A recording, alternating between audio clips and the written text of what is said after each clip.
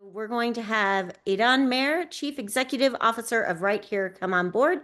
And with that, let's play the video. More independence for people who are blind or have low vision. There's a solution, technology that's being used in more than 2,000 places. And now, for the first time ever, it's in a state park.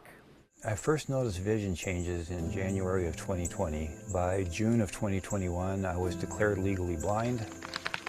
So a blind hiker by the name of Lane Johnson has spent many days hiking our park and really loved it. My name is Lane Johnson. I'm a hiker.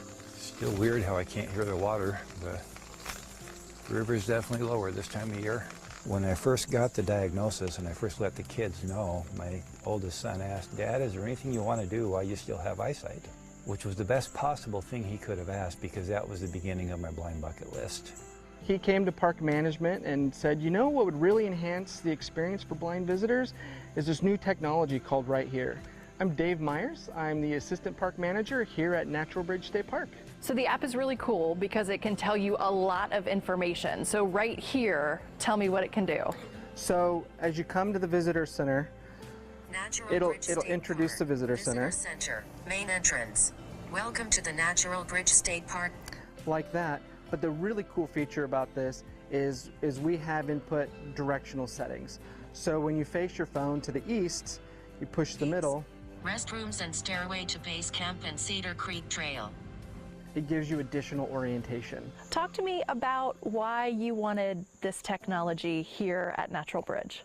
It's not just about here at Natural Bridge, really. It's getting the ball rolling so that this becomes everywhere, so that we have the same access to everywhere that anybody else does. Its first owner, Thomas Jefferson, called it the most sublime of nature's works. It has inspired visitors for hundreds of years. What's the reaction been? People are really excited. We're getting many phone calls and we're having new visitors to the park we've never had before that are experiencing the park because of this new system. It gives a person who is blind the ability to totally independently navigate a trail. Glenwood and Penmore Ranger Station, 12 o'clock. Stern Mountain, 3 o'clock. I want to check out the app. Oh wow, I can do it by myself. I don't need anyone with me. That's the sense of freedom that we're hearing from many of our users who are using it for the first time. Furnace Mountain, 1 o'clock. I think that this has the potential to really increase my independence to navigate a trail or a situation such as this as a person who's blind. Natural Bridge State Park, 6,477 Esley Highway. I think it's a big game changer for a couple of reasons. The visually impaired community, certainly. We have folks that come from all over the world to visit our state parks. The translation capabilities in this as well will help them experience the park as well. So this is an accessible spot. This is a Bluetooth beacon, and that's what allows our users to hear the audio descriptions of where they are.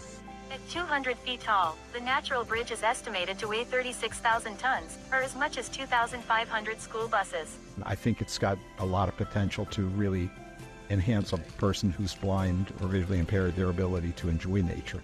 What is it like to be the first one in the country to have this? It's an honor to be the first.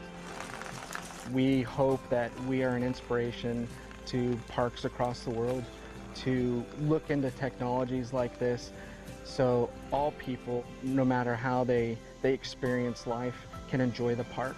Are there any limitations that you're finding with this kind of technology? Red Knob Overlook, 1 o'clock. Gilmore Mills, 7 o'clock. Let's put it this way, I don't think it's reached its potential yet. I think that there are things that I haven't even imagined yet still to come through these beacons that are going to improve my quality of life and the quality of life for people like me in ways that I haven't even been able to conceive of yet.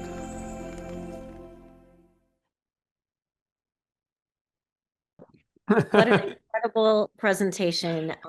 Very inspiring and just absolutely amazing. So let's go ahead and go on to our judges. I'm going to start with Christine.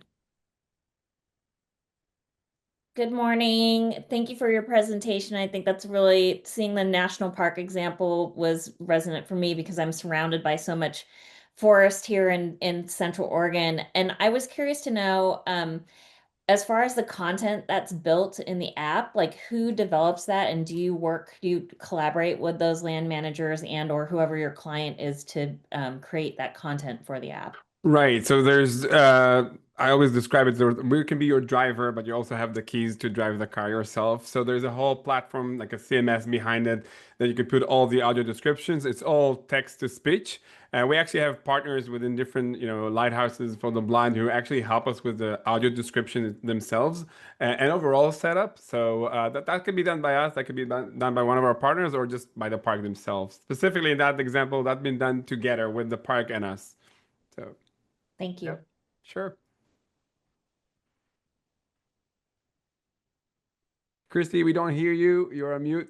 I'm so sorry. I try to keep it muted just in case I have any sudden noises. Moving on to Nick. Nick, what is your question? I think that you should look to see if that park ranger transfers to another park, if he can do another video for you. You did a fantastic job. The video really was informative and you did a nice job. I was just curious, are there other locations currently using this? How many of them are there? And also, do you go to the site for all of them to help deploy, train, and set up the system? Right, so we're currently in over 2,500 locations worldwide. Since that video that's been, I think, go live January or so, we got another 4 or 5 parks that joined us since then. So we're about 6 parks right now in the US. Yeah, so that's for your first part, and not all of them are park, right? Over 2,500. We have retail, we have stadiums, we have hotels, and others. We don't have to go there. Specifically with this Natural Bridge State Park, we send them the system, the kit. It's these little beacons. We're now using another technology as well to enhance that. It's our proprietary patent technology. You can elaborate on that if needed. But we send them the kit. They set it up themselves in most of our projects. In other ones that are more complex, like in airports, yes, we do come over and help do the foot on the ground work. Great info. Thank you. Wonderful. All right, Autumn, what is your question? Yeah, thank you. And so mine is very similar to Nick's. Talking about the hardware, so working in parks and recreation, being very interested in what is the kit, like what do you send out to folks and how easy it is for them to set it up. Yeah. Well, the shortest answer to that is stickers, right? It's either a sticker that looks like this. There's a 3M adhesive here at the back, or a sticker that looks more like this, which you can just put any type of adhesive at the back.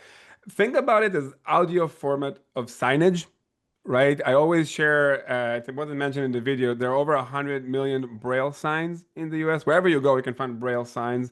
But we might all know that over 90% out of the blind community cannot read Braille at all. And finding those signs is a challenge by itself. And even if you find them, you don't necessarily want to touch them since COVID. So what we do really is an audio format of these signs. So it's just like a sign. You put it with adhesive, either with this one or this one. Thank you, Adam, if that answers. Yeah. Wonderful question. And let's move on to Chris. Chris? Thanks, Christy. Hey, Don, good to see you. Great presentation and terrific use case. I'm kind of piggybacking off of Autumn. It sounds like where you're moving with your product and technology is from hardware to more software based. I know with beacons, it's like a smoke detector. You gotta, change the battery, once a year, et cetera. Can you talk a little bit more about the future of the software, more the sticker application? Absolutely. So we're a software company. We're a software as a service company, B2B. The app is completely free to the users. We sell to facilities an annual subscription.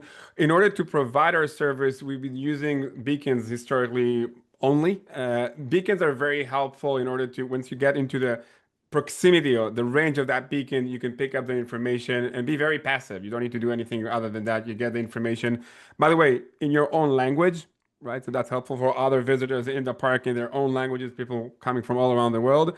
And that's still very helpful, and we're still using it. The new technology just helps us to be even more precise to a specific point of interest within that environment. That requires the user to be a bit more active rather than passive. But those two technologies are actually working together. This is not going to replace this one, or this is not going to replace this one or anything like that. They're just two different technologies that are working in different environments, so and different use cases sometimes. Sometimes we would need only these new technology of markers, which is pure software. In other cases, we might need also the beacons. So that's kind of will remain our software technology based, using what's mostly available out there in order to provide the best possible experience. Yep. Wonderful. Great. Thank you Thank so you. much, Idan. Just Sure. amazing product, super inspiring. And I loved the music in the video too. Thank you. Thank you again.